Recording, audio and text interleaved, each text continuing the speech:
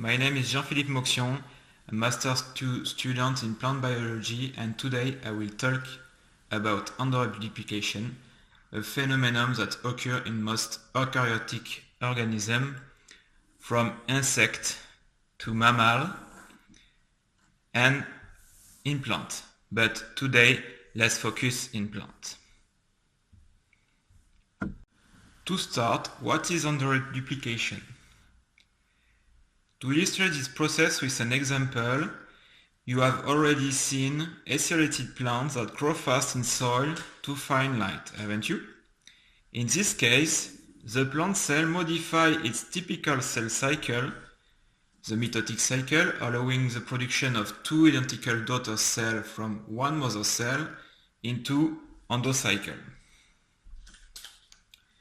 During the endocycle, DNA is replicated without mitosis, leading to genome duplication and also promoting faster cell growth with an elongation process. This process requires less energy than compared to cell division.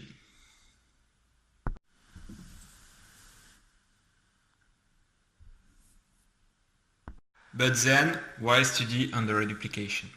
If we look at fleshy fruits that have a long period of growth, such as avocado, persimmon, or kiwi, there is no endoreduplication, only mitotic cycle.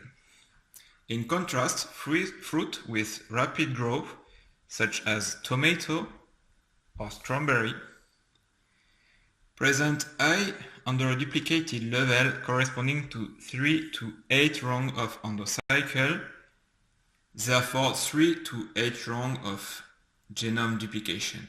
So here also scientists have hypothesized that endoreduplication can influence fruit growth rate by increasing cell expansion rate.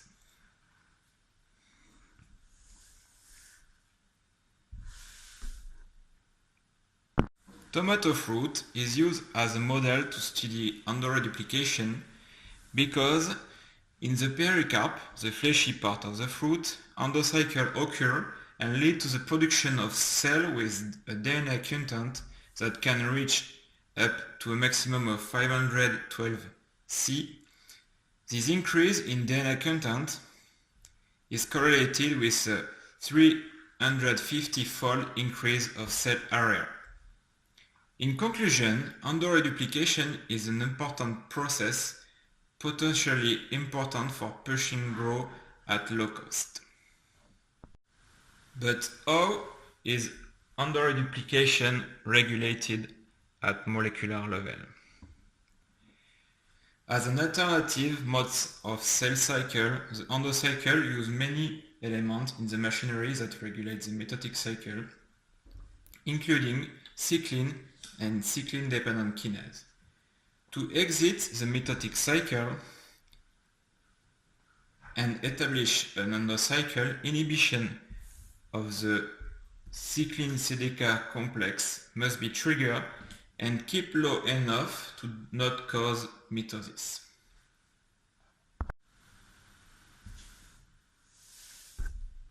This cyclin-CDK activity is reduced by several mechanisms, including proteolysis, interaction with inhibitor, or transcriptional regulation. Proteolysis can be done by the APCC complex that target cyclin-CDK to destruction through ubiquitination. The major inhibitor of cyclin-CDK are the CARP proteins that bind to the cyclin-CDK and prevent their function. Transcriptional regulation can be done directly by regulating the expression of the cyclin-CDK gene, but also indirectly through expression control of the inhibitor.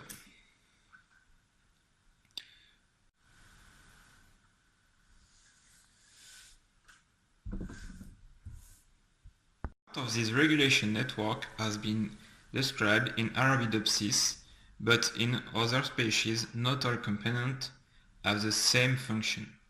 For example, overexpression of the KRP1 protein in tomato have the same effect as a loss of function in Arabidopsis, namely a decrease in ploidy level.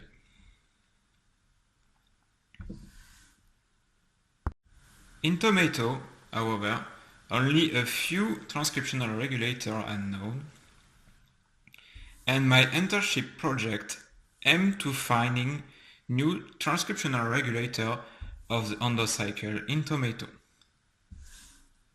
Thank you for listening.